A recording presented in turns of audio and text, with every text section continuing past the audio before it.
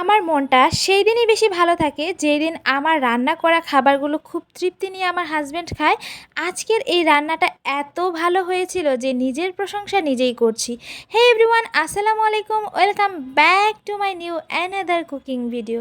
আজকে আমি আপনাদের সাথে শেয়ার করব চিকেন ফ্রাইড রাইস, একদম অথেন্টিক একটা রেসিপি। আর এটা খেতে ট্রাস্ট মি এত মজা হয়েছিল যে একবার খেলে আপনি বারবার খেতে চাইবেন। তো চলুন শুরু করি কিভাবে আমি এটা রান্না করেছিলাম। তো প্রথমত এখানে আমি পোলাও চাল নিয়ে নিয়েছি। তো চালটা আমি আমার পরিমাণ মতো নিয়ে খুব সুন্দরভাবে ওয়াশ করে নিয়েছি, দেখতে পাচ্ছেন। আর চুলায় আমি একটা হাঁড়ি বসিয়ে দিয়েছি পানি দিয়ে। তো এই পানিতে আমি একটু লবণ আর একটু সয়াবিন তেল দিয়ে দিয়েছি। এখন কিছুক্ষণ গরম হয়ে যাওয়ার পর এই পর্যায়ে আমি সেই ওয়াশ করা পোলাও চালগুলো দিয়ে দিচ্ছি। এখন কাজ হচ্ছে এই পোলাও চালটাকে খুব সুন্দরভাবে একটু বয়েল করে নিতে হবে। আর অবশ্যই সেটা 80% বয়েল করে নিতে হবে।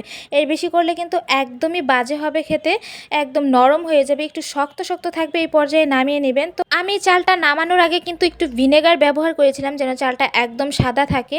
তো যাই হোক, আমার ফ্রোজেন করা এদিক দিয়ে গাজর আর ক্যাপসিকামটা রেখে দিয়েছিলাম, ওটা দিয়ে আমি আজকে রান্না করব। আর এখানে মুরগির মাংস নিয়ে নিয়েছি আর একটু বাটা মশলা, কাঁচামরিচ, আদা, রসুন, পেঁয়াজ একসঙ্গে ব্লেন্ড করে নিয়েছিলাম, সেটা দিয়ে দিয়েছি। একটু গোলমরিচের গুঁড়া দিয়ে দিয়েছি, সয়া সস দিয়ে দিয়েছি আর টমেটো সস। খুব সুন্দরভাবে ম্যারিনেশন করে আমি রেখে দিচ্ছি অন্য পাশে। আর এই দিক দিয়ে আমি 2টা ডিম নিয়ে নিচ্ছি। ফ্রাইড রাইসে তো অবশ্যই ডিম দিতে হবে, ডিম দিলে খেতে খুবই ভালো হয়। তো এই দিক দিয়ে আমি 2টা ডিম নিয়ে নিয়েছি আর ডিমের ভিতরে পরিমাণ মতো লবণ দিয়ে এটা জাস্ট কিছুক্ষণ ফেটিয়ে নিব। আর দিয়ে দিয়েছিলাম একটু গোলমরিচের গুঁড়া, সাদা গোলমরিচের গুঁড়া। এখন ফেটিয়ে নিচ্ছি। এখন চুলায় একটা কড়াই বসিয়ে দিয়েছি আর এই কড়াই রান্না খুবই সুন্দর হয়, যার কারণে আমি আজকে এই কড়াইটা ব্যবহার করছি। নিচে লেগে যায় না, একদম খুব সুন্দরভাবে হয়। আমার অনেক ভালো ভালো কড়াই আছে যেগুলা এই কড়াইয়ের মতো কাজ করে না। আজকে আমি এই কড়াই রান্না করব, আপনারা যা মনে করেন করেন।